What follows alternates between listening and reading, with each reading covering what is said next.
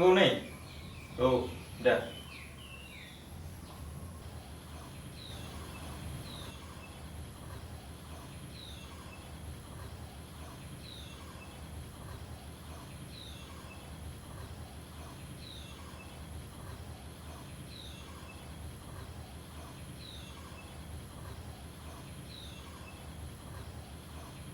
Ada, sabiku horलाय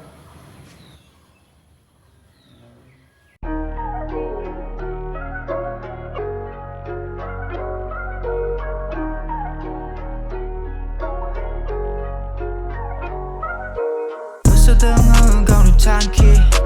मोनहास'यै जेरैबो हाथरखि दिन्थिलांगोन आङो गावनि रोंगौथि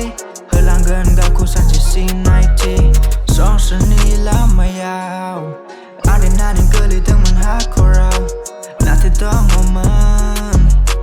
आरज आंनि सायाव मोनफिनबाय दिनै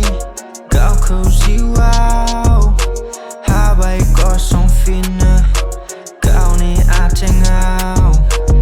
Anxiety खामो आंखौ लोरबां थेवबो खामो गावखौ motivate आं दुखु दाहा लाना आवगायदों आं मोगथाङाव लाबोनो सानो गावनि सिमां नुयो लामाखौ plan थेवबो हान्थिनायाव फैयो गारबोनाय पेन खामो गावखौ explain नाजादों जानो फांसे मोजां plan होसोदों आङो गावनि थांखि मोनहास'यै जेरैबो हाथरखि दिन्थिलांगोन आङो गावनि रोंगौथि होलांगोन गावखौ सानसे सिनायथि Sometimes answers are complex till I relax, I don't care about next सोलायबाय थादों year